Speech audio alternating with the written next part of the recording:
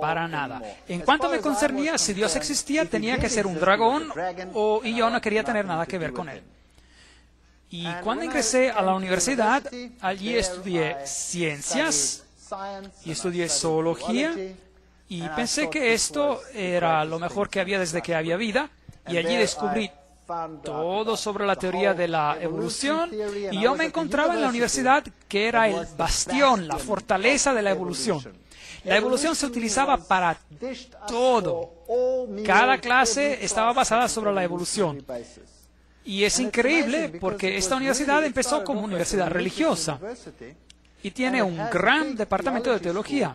Pero a pesar de eso, la Facultad de Ciencias era increíblemente secular y en cuanto a sus enseñanzas, muy basadas sobre la evolución.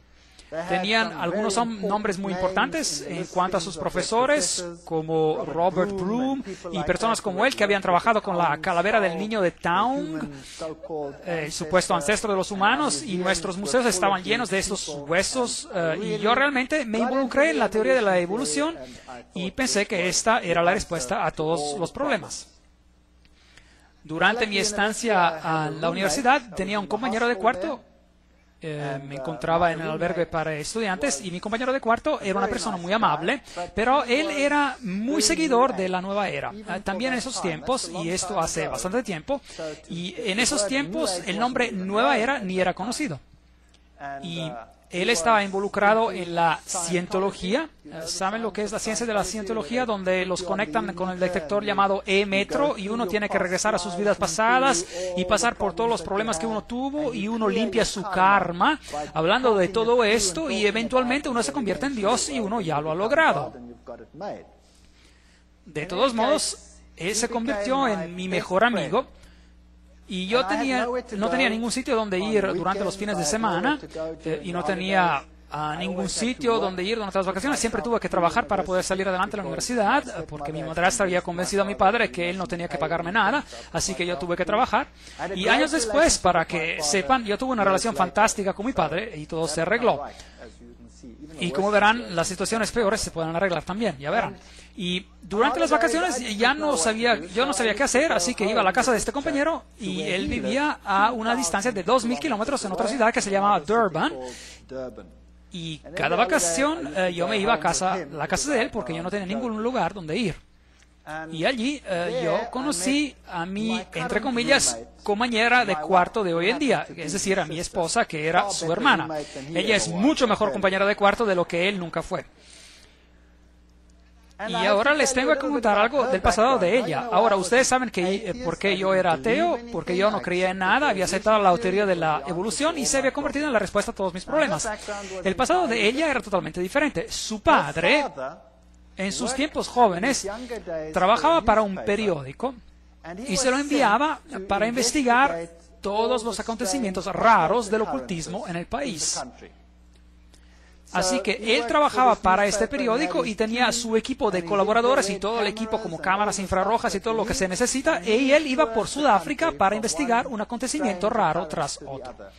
Él era muy escéptico y no creía en nada de esto, creía que era todo un gran chiste y que las sesiones de espiritismo eran una gran broma y una gran falsificación.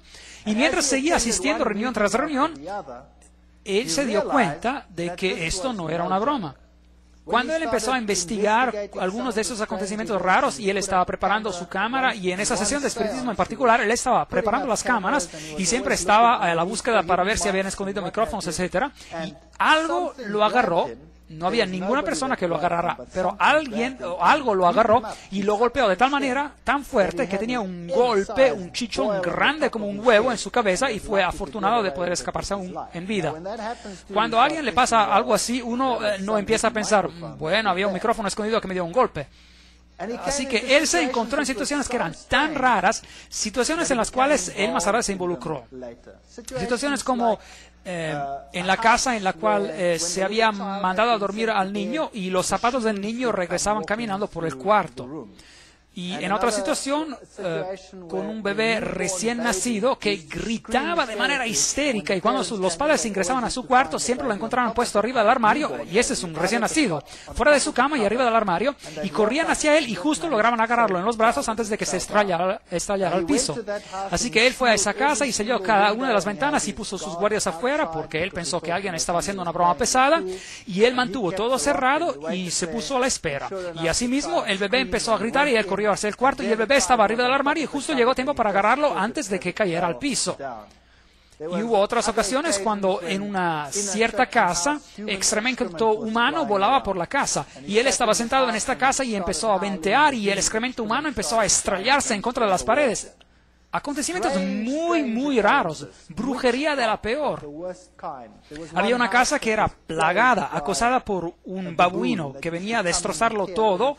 Un babuino es un chango, un mono grande, y este mono destruía todo y aterrorizaba a la familia y nunca podían atraparlo.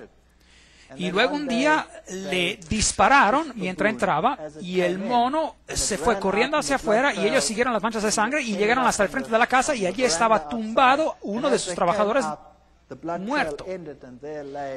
Uno de sus trabajadores muerto. Así que esta era la típica brujería africana, así como se encuentra en África, en algunos lugares hasta la fecha. Y esto lo convenció de que había algo que estaba realmente ocurriendo y él se involucró en sesiones de espiritismo más profundamente y después empezó a aprender que había medium más elevados y medium de más bajo nivel. Los de más bajo nivel eran para la gente de bajo nivel y los medium de nivel más elevado se comunican con los espíritus mejores. Y así fue como él se involucró en este tipo de actividades y eventualmente él se involucró en el movimiento de la nueva era y logró alcanzar un nivel muy elevado en este movimiento. Él escribió libros sobre esto y él fue muy bien recibido en estos círculos de personas. Años después, los padres de mi esposa se divorciaron y él se casó con una persona, una dama, que también había alcanzado una posición muy, muy elevada en el movimiento de la nueva era. De hecho, es una de las instructoras en el curso de los milagros. Ella enseña a la gente cómo convertirse en Cristo y cómo hacer milagros. Situaciones increíblemente malvadas ocurrían de vez en cuando en ese hogar.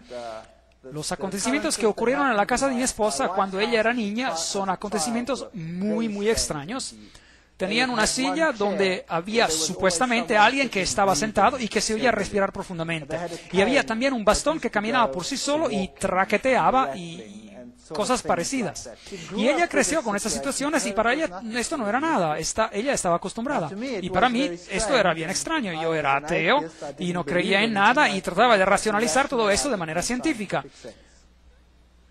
Y después, cuando mi esposa y yo nos casamos, nos mudamos a la ciudad donde yo estaba en la universidad y durante años no nos ocurrió ningún problema grave. Y después, con mi esposa, tuvimos nuestro primer hijo y nuestro segundo hijo, y después nuestro hijo más joven. Mi esposa estaba embarazada de él, y mi suegro vino a visitarnos. Y él se quedó en un departamento que teníamos afuera de la casa, y él se quedó allí con nosotros.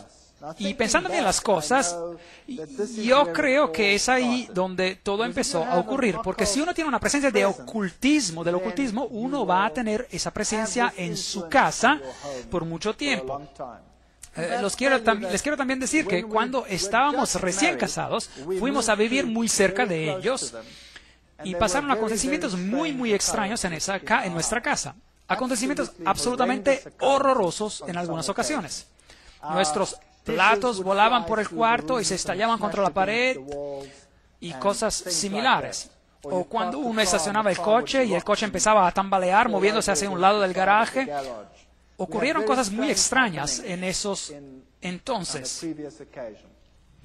Pero uno se olvida de esos acontecimientos y uno los racionaliza y piensa que a lo mejor no existieron, pero eran acontecimientos extraños.